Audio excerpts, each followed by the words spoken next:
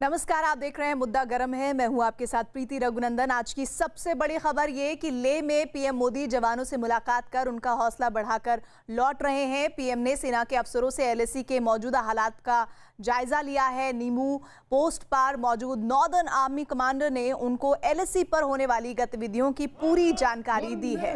तो तस्वीरें उस वक्त की जब प्रधानमंत्री लेह के दौरे पर पहुंचे थे और ये लेह दौरा इस लिहाज से बहुत महत्वपूर्ण है कि चीन और भारत के बीच गतिरोध बना हुआ है। कई स्तर पर बातचीत होने के बाद, जिसमें 3 मुख्य तौर पर कमांडर स्तर की बातचीत है, कोई भी नतीजा नहीं निकलता। उस टेबल पर जब बैठते हैं तो बहुत पॉजिटिव और सकारात्मक बातें होती हैं, लेकिन जब बात आती है एग्जीक्यूशन की तो चीन पूरी तरह से अलग थलग हो जाता है। ऐसे में दूसरी बात यह कि ये जो तस्वीरें आप देख रहे हैं जिसमें प्रधानमंत्री ने वहां पहुंचकर न सिर्फ जवानों का मनोबल बढ़ाया, जवान पूरे जोश में नजर आए। उन्होंने भारत माता की जय और वंदे मातरम के नारों का उद्घोष किया। प्रधानमंत्री ने भी उनसे एक संबोधन किया जिसमें साफ एक बड़ी बात उन्होंने कह दी कि विस्तारवाद का युग समाप्त हो चुका है और विकासवाद की अभी प्रासंगिकता बनी हुई है और भविष्य भी सिर्फ विकासवाद में ही दिखता है। लेह दौरे पर पहुंचे पीएम मोदी ने बिना नाम लिए चीन पर कड़ा प्रहार किया। पीएम ने कहा कि युग विस्तारवाद का नहीं है, विकासवाद का है। पीएम ने यह भी कहा कि विस्तारवाद से सिर्फ विनाश ही होता आया है। बीती शताब्दियों में विस्तारवाद ने ही मानवता का सबसे ज्यादा हित किया, मानवता को विनाश करने का प्रयास किया। विस्तारवाद की जीत जब किसी पर सवार हुई है, उसने हमेशा विश्व शांति के सामने खतरा पैदा किया है। और साथियों, ये न भूले, इतिहास गवाह है कि ऐसी ताकतें मिट गई हैं। आप उसी धरती के वीर हैं जिसने हजारों वर्षों से अनेकों आक्रांताओं के हमलों को, अत्याचारों का मुंह तोड़ जवाब दिया है। और ये हमारी पहचान है। हम वो लोग हैं जो बांसुरीधारी कृष्ण की पूजा करते हैं, तो हम वही लोग हैं जो सुदर्शन चक्रधारी कृष्ण को भी आदर्श मान करके चलते हैं। इसी प्रेरणा से हर आक्रमण के बाद भारत और सशक्त होकर उभरा है। शांति और मित्रता हर कोई स्वीकार करता है, हर कोई मानता है बहुत जरूरी है, लेकिन हम ये भी जानते हैं कि शांति निर्बल कभी नहीं ला सकता। कमजोर शांति की पहल नहीं कर सकता। वीरता ही शांति की पूर्व शर्त होती है। भारत आज जल, थल, नभ और अंतरिक्ष तक अगर अपनी ताकत बढ़ा रहा है तो उसके पीछे का लक्ष्य मानव कल्याण ही है। और लेह में पीएम मोदी ने जवानों के हौसले की तारीफ की और लद्दाख को देश के सम्मान का मस्तक बताया। पीएम मोदी ने लद्दाख में एलएसी पर तैनात जवानों के हौसले की भी तारीफ की। आपका शौर्य और मां भारती के मान सम्मान की रक्षा के लिए आपका समर्पण अतुलनीय है। आपकी जीवटता भी दुनिया में किसी से भी कम नहीं है। आपकी फायर हुई देखी है और आपकी फ्यूरी भी। साथियों, लद्दाख का तो ये पूरा हिस्सा ये भारत का मस्तक है। 130 करोड़ भारतीयों के मान सम्मान का प्रतीक है। ये भूमि भारत के लिए सर्वस्व त्याग करने के लिए हमेशा तैयार रहने वाले राष्ट्रभक्तों की धरती है। जिस ऊंचाई पर आप मां भारती की ढाल बनकर के उसकी रक्षा करते हैं, उसकी सेवा करते हैं, उसका मुकाबला पूरे विश्व में कोई नहीं कर सकता है। आपका साहस उस ऊंचाई से भी ऊंचा है जहां आप तैनात हैं।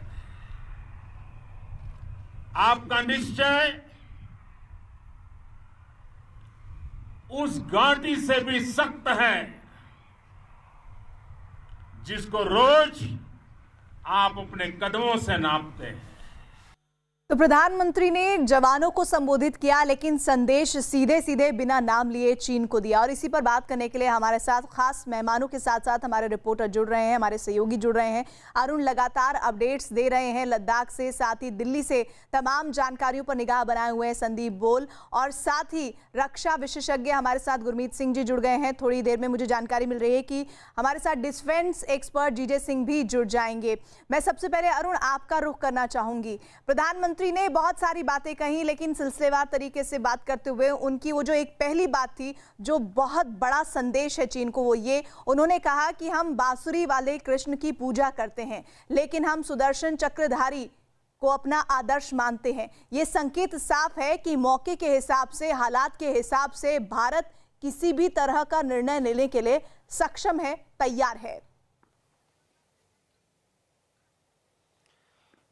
देखिए, सुदर्शन चक्र भी कृष्ण तभी उठाते थे जब लगातार गलतियां सामने वाला करता था और उसको समझ नहीं आता था। शिशुपाल का जो वध किया उन्होंने इसीलिए किया क्योंकि उनकी 99 गलतियां माफ थी, लेकिन उन्होंने कहा था 100 गलती के बाद माफ नहीं करूंगा, और उसके बाद उसका वध करना पड़ा। तो एक तरह से स्पष्ट संकेत है कि हम पूजा करने वाले लोग हैं, हम शांतिपूर्ण सह अस्तित्व में भरोसा करने वाले लोग हैं, लेकिन बार बार अगर आप हमें उकसाएंगे, गलतियां करेंगे, तो एक हद के बाद हम माफ नहीं करेंगे। लेकिन उससे भी बड़ी बात अगर एक मैं बताऊं आपको प्रीति, प्रधानमंत्री ने कहा कि लद्दाख हिंदुस्तान का मस्तक है। जो सर होता है, जो दिमाग होता है, ये जो पूरा इलाका है, ये सबसे ज्यादा महत्वपूर्ण शरीर में माना जाता है। यहीं से संचार तंत्र चलता है, यहीं से तंत्रिका तंत्र चलता है, यहीं से सब कुछ चलता है। तो लद्दाख आकर के लद्दाख को मस्तक बताना और उस मस्तक के साथ छेड़खानी अगर करोगे आप, तो आपको बख्शेंगे नहीं, माकूल जवाब देंगे। अब इससे स्पष्ट और साफ तौर पर क्या संदेश दिया जा सकता है किसी के एग्रेशन का? बिल्कुल, और इसी के साथ ही कर्नल जीजे सिंह भी हमारे साथ जुड़ गए हैं। जीजे सिंह जी, उन्होंने कहा कि अब वक्त आ गया है कि विस्तारवाद का अंत होगा, जो कि हो रहा है, और इसी के साथ ही विकासवाद की शुरुआत होगी। यही आज के दौर में प्रासंगिक है। इस संदेश का चीन के संदर्भ में आपके नजरिए में क्या मायने हैं? देखिए, अगर आप चाइना के एटीट्यूड को देखें, जो उसका झुकाव है वो विस्तार की तरफ है। जैसे उसके रिलेशंस अपने नेबर्स के साथ, चाहे वो साउथ चाइना सी है, चाहे वो नेपाल है, चाहे वो श्रीलंका है, जहाँ हमारी जो LAC है उसके ऊपर अरुणाचल प्रदेश है, जैसे उसका बर्मा के साथ, म्यांमार के साथ उसका चल रहा है, कशमकश चल रही है, हर जगह पे वो अपना विस्तार करना चाहता है। और अगर हम उसको इतिहास से जोड़ें तो प्राइम मिनिस्टर ने ये एक एग्जाम्पल दी है कि अगर हिटलर को देखें, जब उससे पहले जितने वो बड़े लीडर हुए हैं, जैसे नेपोलियन था, उससे पीछे और भी चले जाएं, अलेक्जेंडर की तरह, जिन्होंने दुनिया को जीतने की कोशिश की, उन सब का विनाश हुआ है। ये उन्होंने एक बहुत ही महत्वपूर्ण, जिसे कहते हैं, एग्जाम्पल दी है। और दूसरा उन्होंने एक बहुत अच्छी बात की है, वो है दूसरे को क्षमा करने की शक्ति, वो कहते हैं हमारे में शक्ति है, मगर अगर आप गलतियां जानबूझकर करते रहेंगे तो फिर उसका नतीजा एक दिन ये हो जाएगा कि हमको आपको इसका आपका इलाज करना पड़ेगा, आपके ऊपर इसका एक्शन लेना पड़ेगा। तो ये एक बहुत बड़ी उन्होंने बात की है जो हमारी इतिहास से, हमारी संस्कृति से, हमारे वेदों से, हमारी जो चरित्र है पूजा का, जैसे अभी आपके रिपोर्टर कह रहे थे, हम पूजा वाले लोग हैं, हम शांति वाले लोग हैं, मगर इसको कमजोरी नहीं समझना चाहिए। आपने अभी शांति का जिक्र किया जीजे सिंह जी, इसी सवाल को लेकर मैं गुरमीत जी का रुख कर लेती हूँ। गुरमीत जी, प्रधानमंत्री ने आज जब जवानों को संबोधित किया तो उन्होंने कहा कि शांति निर्बल कभी नहीं ला सकता। उन्होंने आगे अपनी बात में कहा कि कमजोर शांति की पहल नहीं कर सकता। इसका सीधा मतलब यह है कि जो वीरता है वो शांति का पूर्व शब्द है, यानी कि जो वीर है वही शांति के लिए अग्रसर होगा। और अगर चीन ये समझ रहा है कि हम सिर्फ शांत बैठे हैं तो हम आप जो मर्जी करते रहिए, ऐसा नहीं है। हम उसे एक हथियार की तरह इस्तेमाल करना भी जानते हैं। आपने बिल्कुल ठीक कहा।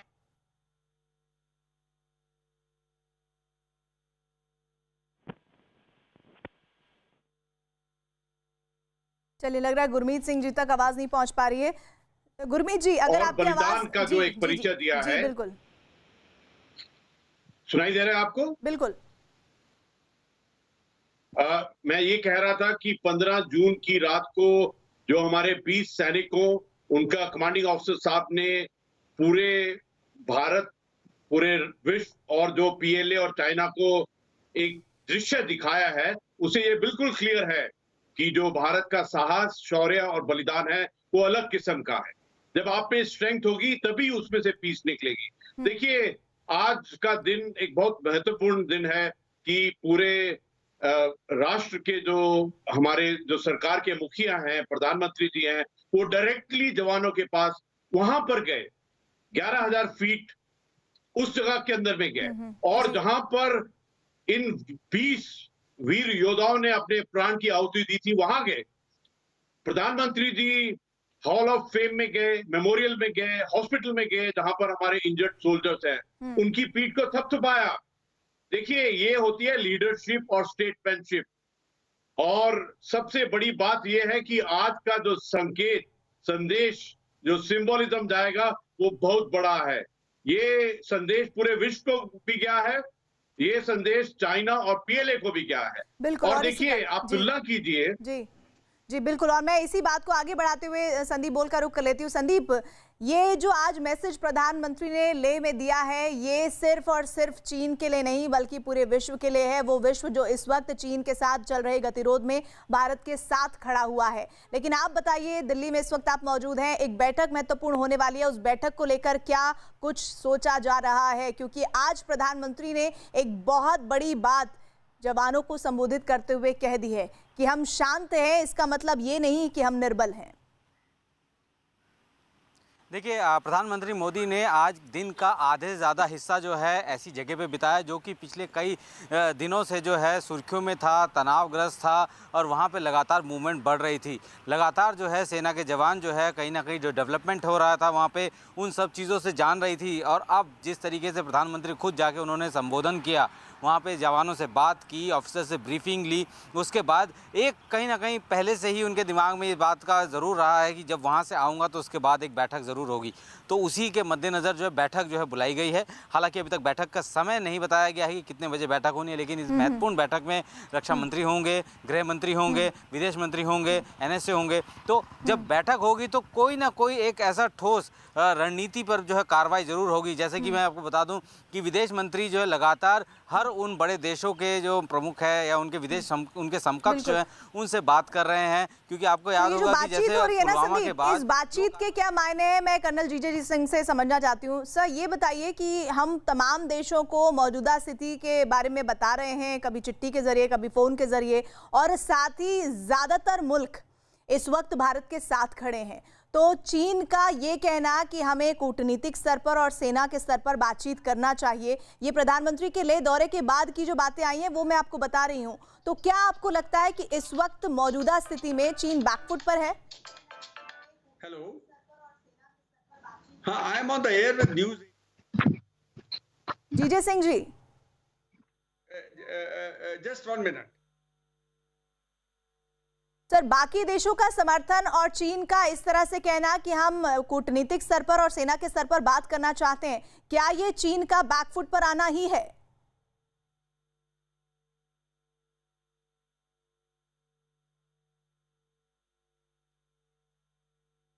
गुरमीत जी, यही सवाल मेरा आपसे है, शायद उन तक आवाज नहीं पहुंच रही है। आपका प्रश्न बिल्कुल ठीक है। देखिए, ये चाइना की गलती थी। वो अप्रैल से ही अग्रेसिव, प्रोवोकेटिव और डिविजिव टेक्निक कर रहे थे। उन्होंने 15 जून की रात को बहुत बड़ा धोखा दिया, छल कपट किया और विश्वासघात किया। जितनी भी संधि थी, प्रोटोकॉल थी, प्रैक्टिस थी, उनको तोड़ा है। और उसके बाद में अभी बातचीत भी चल रही है। मौजूदा स्थिति के अंदर में तनाव है, तैयारी है और बातचीत है। लेकिन जो चाइना को और पीएलए को सबक सीखना चाहिए कि, और सबसे बड़ी बात तो मैं ये कहूंगा कि 15 जून की रात को हमारे 20 वीर योद्धाओं ने पीएलए का पूरा झूठ, फरेब और गलतियों को पूरे विश्व के सामने में रख दिया है। और अभी जो स्थिति है, जो लास्ट मीटिंग हुई है उनके साथ में, उसके बाद में तो उनको वापस जाना, जो स्थिति अप्रैल से पहले है, अनिवार्य है। और देखिए, अभी जो भारत की तैयारी है, अभी भारत का जो रुख है, इस रुख के अंदर में हार्ड डिसीजन, रिजॉल्व और नेशनल विल, जिस प्रकार से भारत की तैयारी है, देखिए आज के दिन में एक संकेत तो पूरे विश्व और चाइना पीएलए को मिल गया है कि भारत एकजुट है।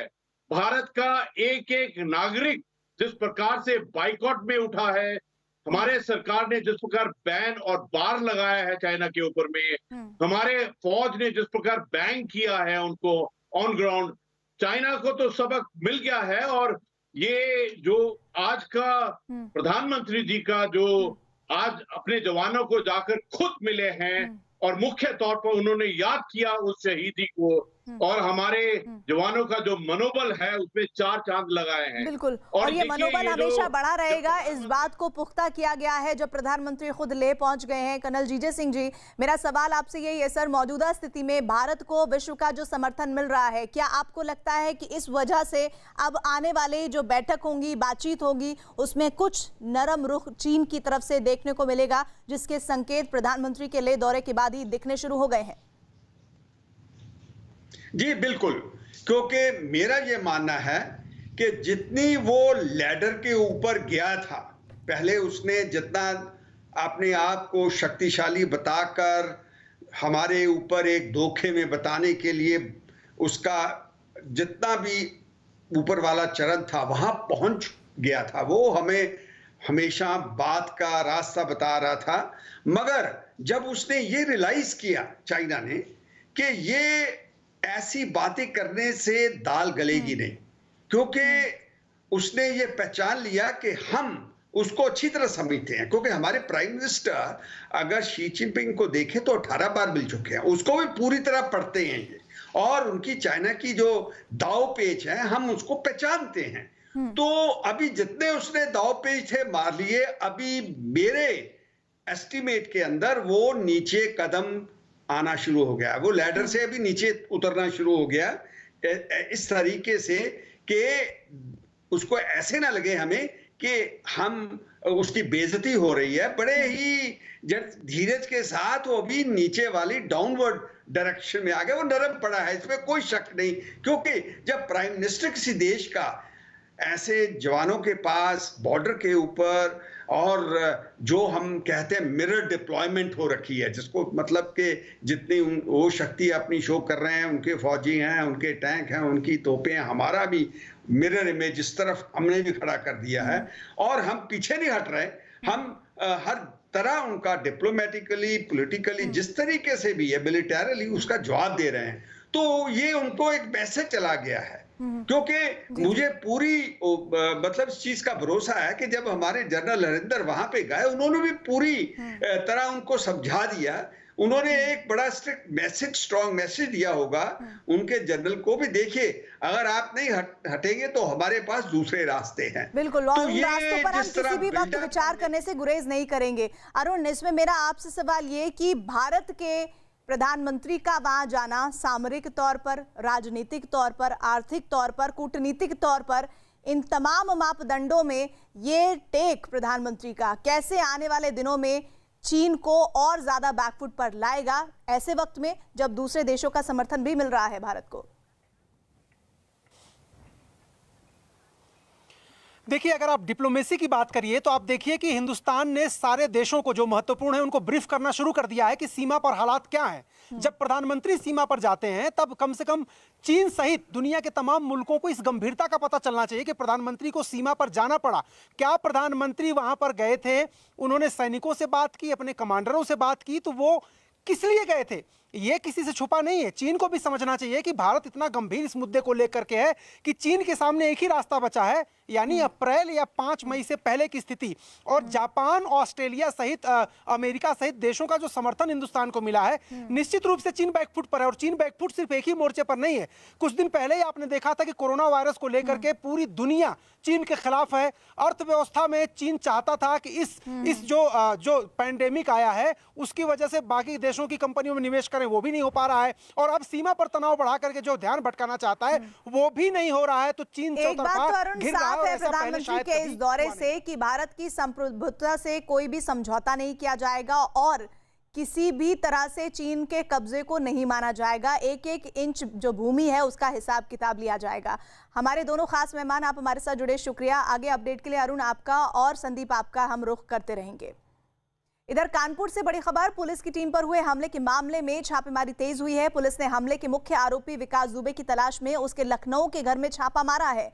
इस हमले में एक सीओ और एक थाना प्रभारी समेत 8 पुलिसकर्मी शहीद हो गए थे और लगातार पूरे राज्य में इस वक्त दबिश दी जा रही है। कानपुर का ये पूरा मामला जिससे पूरे राज्य में दहशत फैली हुई है। पुलिस की टीम पर हमला हुआ था, छापेमारी इस संदर्भ में तेज है। पुलिस ने हमले के मुख्य आरोपी विकास दुबे की तलाश में उसके लखनऊ के घर में छापा मारा है और इस हमले में एक सीओ और एक थाना प्रभारी समेत 8 पुलिसकर्मी शहीद हो गए थे। घात लगाकर बैठे हुए थे ये अपराधी और जैसे ही पुलिस की टीम विकास दुबे को पकड़ने के लिए वहां गई, उसी दौरान ताबड़तोड़ फायरिंग की गई पुलिस वालों पर, जिसमें पुलिस की पूरी टीम पर हमला किया गया। छापेमारी इस संदर्भ में तेज है। पुलिस ने हमले के मुख्य आरोपी विकास दुबे की तलाश में उसके लखनऊ के घर में छापा मारा है।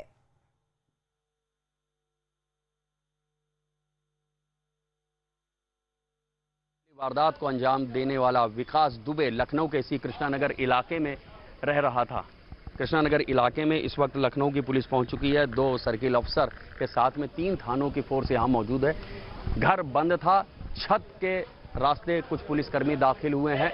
वहां पर उसका एक कुत्ता भी पला हुआ था जिसको पुलिस ने फिलहाल काबू में कर लिया है।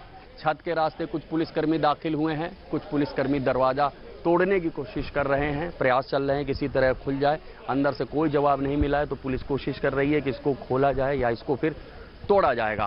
फिलहाल 3 थानों की पुलिस मौके पर पहुंच चुकी है और कोशिश कर रही है ये देखने की इस मौके पे यहाँ से क्या मिलता है, इस घर से क्या हासिल होता है। देखिए अंदर उसके कुत्ते भी हैं जो बंधे हुए हैं। घर की सुरक्षा के लिए यहाँ पर कुत्ते रहते हैं और जो अभी दिखाई दे रहा है घर अंदर से बंद है। पुलिस पहुँच गई है मौके पे और कोशिश कर रही है कि यहाँ पर जो लोग मौजूद हैं उनसे बातचीत की जाए और उनसे कुछ जानकारी ली जाए विकास के बारे में। इस बीच जो आरोपी है विकास दुबे, उसकी मां ने कहा है कि गलत काम करने वालों को सजा मिलनी चाहिए। न्यूज़ 18 से बातचीत में विकास की मां ने कहा कि उनके बेटे ने किसी को मारा तो वो भी मारा जाएगा। तो लगातार जिस तरह से पुलिस टीम पर हमला हुआ है उसके तहत ये मामला पूरे राज्य के लिए इस वक्त दहशत का माहौल होने के साथ साथ एक पहली भी बना हुआ है। पहली इस लिहाज से क्योंकि विकास दुबे को लगातार पकड़ने की कवायद तेज है, लेकिन वो कहां छुपा बैठा है अभी तक इस बारे में कुछ जानकारी नहीं मिल पाई है। इस बीच उनकी मां से बातचीत हुई है न्यूज़ 18 की, जिसमें उन्होंने कहा है कि जिसने अगर किसी को मारा है तो वो भी मारा जाएगा। तो साफ मतलब ये है कि उन्होंने ये कहा है कि अगर उनका बेटा गुनहगार है तो सजा तो मिलेगी ही। कब तक पुलिस को छकाया जा सकेगा? कानपुर में पुलिस की टीम पर हुए हमले के मामले में इस पूरे मामले से सनसनी फैली हुई है। छापेमारी की जा रही है विकास दुबे के खिलाफ। पुलिस ने हमले के मुख्य आरोपी विकास दुबे की तलाश में उसके लखनऊ के घर में छापा मारा, जिसकी रिपोर्ट अभी आप न्यूज़ 18 पर देख रहे थे। इस हमले में एक सीओ और एक थाना प्रभारी समेत 8 पुलिस वालों की शहादत हुई है। और इस मामले में न्यूज़ 18 ने विकास दुबे की मां से भी बात की है। विकास दुबे पर 60 मुकदमे दर्ज हैं। विकास दुबे ने थाने के अंदर मंत्री की हत्या की थी और इस तरह के कई और सनसनीखेज मामलों में उसके ऊपर केस दर्ज है। कानपुर में 8 पुलिसकर्मी जिस पर हिस्ट्री शीटर विकास दुबे को पकड़ने के दौरान फायरिंग का हमले करने का आरोप है। और इस मामले में आपको बता दें कि 8 पुलिसकर्मियों की जान गई है। काफ़ी समय से ये गैंग बनाकर लूटपाट किया करते थे, हत्याएं करते थे, इसलिए उसका एक लंबा राजनीतिक आपराधिक इतिहास भी है और राजनीतिक साठगांठ की भी कई तस्वीरें विकास दुबे की सामने आई हैं। आपको मालूम है विकास क्या किए हैं? रात को जो उनके ऊपर पुलिस के ऊपर फायरिंग किए हैं, हमें अब बता गए हैं। लोग आए थे लड़का यहाँ पुलिस वाले और टीवी में देखो मैंने तो हम इतना नहीं चश्मा लगा के मैं तब लड़का नातिन दिखाओ कि माँ जी देखो देखो यू वो छोटो लड़का वाका यू करो देखो जगरण। हाँ फिर बस फिर पूजा करी बस चले गए। आप क्या कहोगे? आपको जो पता चल रहा है विकास के ऊपर जो आरोप है जो किए हैं विकास, करो तो मत डर जाए उनका और जहाँ में रहता मारो सारे का सब लड़का बिटिया उनके मरिया हैं तो करी हे दुर्गा मैया। जो दूसरे की आत्मा दुखी है जिसने किया है उसे फल मिला है। हम तो सवेरे रो ही रही और क्या कर रहे कि आज ये बताओ और हम कर ही का सकते रोइबे के अलावा कि आज भी रो रही हैं। उन्हों के लड़का है आज भी जो कोई है अब हमें नहीं कष्ट होते, माँ को कष्ट होते, आदमी ने नहीं कष्ट होते। माँ को माँ हमेशा ये समझे कि जैसे हम 9 महीना पेट में धर के पालो है, कहीं गरीब होए चाहे रईस होए, लेकिन गरीब आदमी ज़्यादा बच्चा का प्यार कर दे। गरीब के बच्चा को समझे कोई कि ये गरीब मरेगा तो नहीं, कष्ट उतने और दूना कष्ट। नहीं अम्मा, विकास तो शुरू से ऐसे ही रहे थे? नहीं पहले नहीं थे भैया, पहले तो PN कॉलेज में पढ़ा हो रहा है, इनका नौकरी इनका रागौत पे एयरफोर्स का और नेवी में। फिर लोग गाँव वाले राजनीति नेता लोग दिन पहले हरिकेशन हते वही हते भाजपा में, तो भाजपा में रहे 5 साल। एक के बाद फिर हरिकेशन आ गए मायावती में, तब फिर एऊ आ गए तो मर आ गए है नहीं। फिर ये 10 साल ते मायावती में रहे, अब 5 साल ते माँ है सफा में। तो अब अभी राजनीति जब न करा है। राजनीति भैया ऐसी चीज है कि हर एक नेता वो कहिए हमारे में आ जाओ, वो कहिए हमारे में आ जाए, और इन ठियो की नहीं समझ में आती कि रोटी दार आज घरे में कमी नहीं दाल रोटी की। कितना पैसा वाला हो ये भैया तो दाल रोटी खाए सब्जी। अम्मा अभी कुछ महीने पहले भी बता रहे हैं कहीं बिल्लौर में सप्लाई इंस्पेक्टर के साथ मारपीट की थी जिसमें जेल गए थे। वो तबाही जेल में जब गए छूटी आए तब से हमारी उनकी और हमारे छोटे लड़का की ऐसे कि तुम गलत काम कर रही हो, हम तुम्हारे साथ नहीं रही। 8 साल तक एक हमारा मकान यू अलग रहा थे, पूरे 8 साल हुई। अम्मा 8 पुलिस वाले शहीद हो गए, 8 पुलिस वाले मर गए हैं। फिर भागे काए सामने मारी जाते हो तुम संग में तुमने मारे थे तो तुम तो फल चाहते हो। और वो मरे हुई पार्टी के नहीं कोनो मरे तो नहीं मरे कोनो गाँव के फायरिंग में अतुल दुबे भी मरे हैं, प्रेम प्रकाश मरे। अच्छा तो मारा चलो कुछ बदला नहीं करो। हाँ तुमने 8 मारे, हम तो करी और मरी जाए, जब ऐसे करी यो मरी जाए और चाहे न मारे, हमारे आत्मा से हम करें कि ये मरी जाए। हाँ एक चाहे लड़का मरी जाए यो मरी जाए।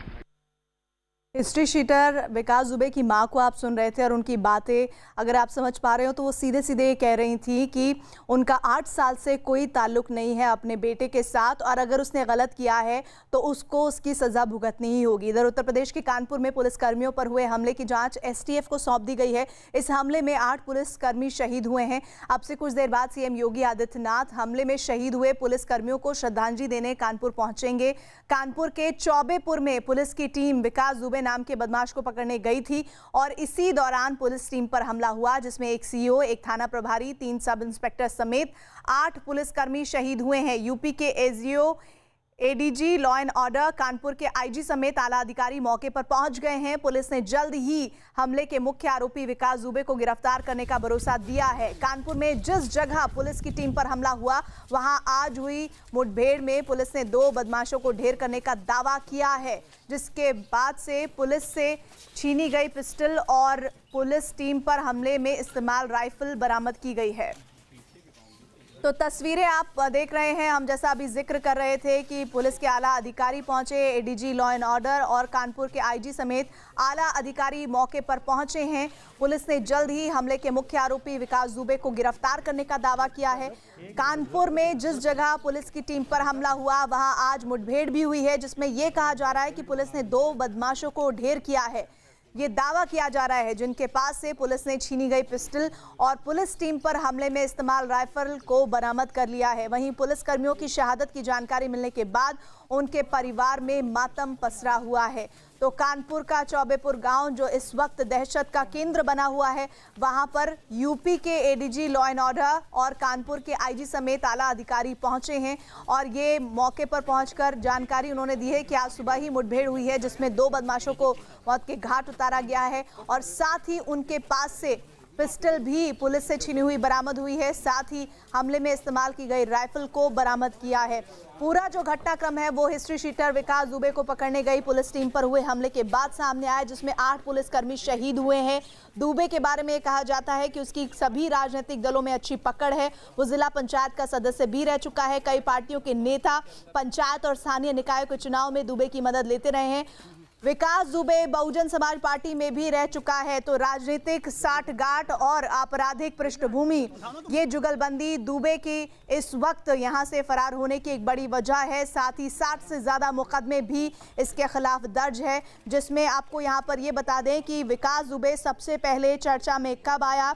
दरअसल दुबे का नाम पहली बार तब चर्चा में आया था जब उसने 2001 में उत्तर प्रदेश सरकार में उस वक्त राज्य मंत्री संतोष शुक्ला की पुलिस थाने के अंदर ही हत्या कर दी थी। और शुक्ला राजनाथ सिंह की सरकार में, जो इस वक्त अभी हमारे रक्षा मंत्री हैं, उनकी सरकार में मंत्री थे।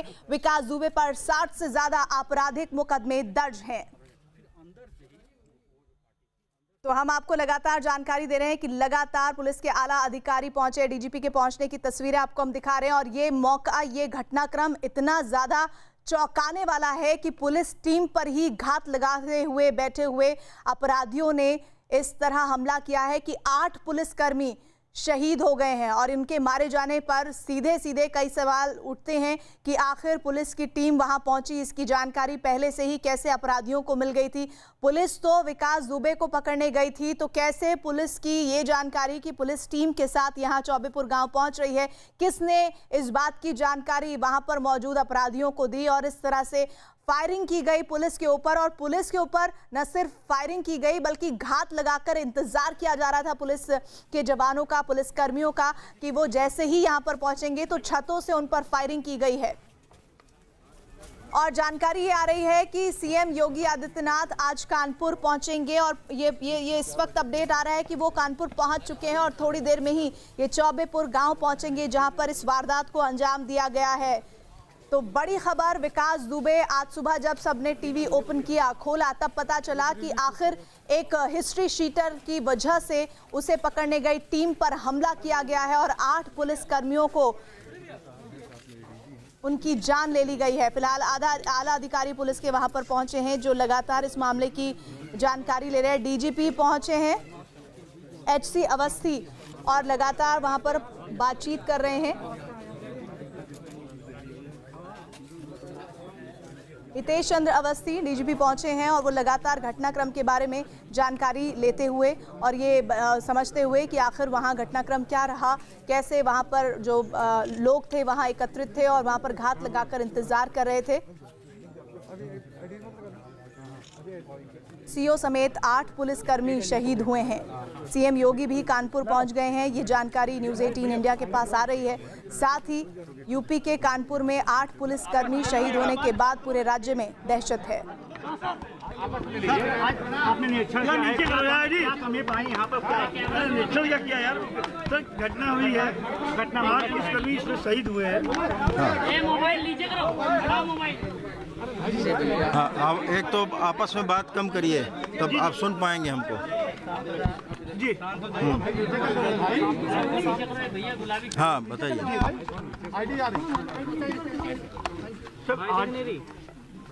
ठीक है के इतिहास में अगला दिन है। 24 ट्रेनें गई पुलिस टीम पर हमला हुआ, 8 पुलिसकर्मी वीरगति को प्राप्त हुए। अभी भी 7 लोग जीवन मौत से संघर्ष कर रहे हैं। आप मौके पर आए, क्या लग रहा है आपको, कहाँ फेल्योर हुई पुलिस इंटेलिजेंस सेल की फेल्योर हुई, या ये माना जाए कि अपने बीच से किसी व्यक्ति ने ऐसा किया जिसके खमियाजा पुलिस वालों को भी जान दे उठाना पड़ा? आपको मालूम है कि एक बेहद दुर्भाग्यपूर्ण घटना है जिसमें ड्यूटी पर कार्यरत पुलिस अधिकारी और पुलिस के कांस्टेबल्स और पुलिस के सब इंस्पेक्टर्स के ऊपर ये कायराना हमला अपराधी तत्वों द्वारा किया गया है और हमला करने के बाद वो भागे हैं। ये यहाँ पर जो हमारी पार्टी आई थी उसको साजिश के तहत, जैसा आपने देखा है, एक मशीन खड़ी है, अर्थ मूवर मशीन खड़ी हुई है जिसके तहत उसका रास्ता रोका गया और उनके नीचे आ जाने पर उनके ऊपर अंधेरे का फ़ायदा उठा करके हमला किया गया है। ये जो भी घटना हुई है ये बिना सोची समझी साजिश के नहीं हुई है। पुलिस की टीम अपना दायित्व निर्वहन करने के लिए यहाँ आई थी, उनके ऊपर हमला किया गया है और जो हमने लखनऊ से फॉरेंसिक टीम भेजी है और जो यहाँ के एडीजी साहब ने यहाँ की लोकल फॉरेंसिक टीम भेजी है, जो एसटीएफ को दायित्व दिया गया है, ये सारे इसी सब चीज़ को देखते हुए, प्रकरण की गंभीरता को देखते हुए और ये देखते हुए कि इतनी प्लानिंग कैसे हुई, किसने की और कौन इसके पीछे है, इस सब चीज़ों को अनरेवल करने के लिए, इसका रहस्य उद्घाटन करने के लिए और जो लोग इसमें शामिल रहे हैं उनके विरुद्ध प्रभावी कार्रवाई हो सके, उनका आइडेंटिफिकेशन हो सके, उनके विरुद्ध वो सारे साक्ष्य जमा किए जा सकें जो यहाँ पर उपलब्ध होंगे और लिए जा रहे हैं। और जैसा मुझे एडीजी साहब ने बताया है, ऑलरेडी टीम के द्वारा यहाँ से कलेक्ट करे जा चुके हैं, उस सब का विश्लेषण करके, तफ्तीश का उसको हिस्सा बना करके तब ये पूरी बात क्लियर हो पाएगी। आज की दुर्भाग्यपूर्ण घटना है ये और तफ्तीश जारी है, पुलिस का कार्रवाई भी हो रही है। मुझे बताया गया है कि 2 अपराधी पुलिस मुठभेड़ में मारे भी गए हैं और टीमें अभी भी कार्यरत हैं, बॉर्डर सील हैं और एसएसपी जो हैं कई टीम्स का सुपरविज़न कर रहे हैं और बराबर सवेरे से ऑपरेशंस हो रहे हैं। इन ऑपरेशंस में एसटीएफ की भी हमारी टीम लगी हुई है, यहाँ की भी और जो लखनऊ से भेजी गई है वो भी। कि हम शीघ्र ही मामले की तह तक पहुँचेंगे और अपराधियों को उनकी उस जगह पहुँचाएंगे जहाँ उनको होना चाहिए। किस तरह के वेपन्स का इस्तेमाल किया गया सर, क्योंकि आप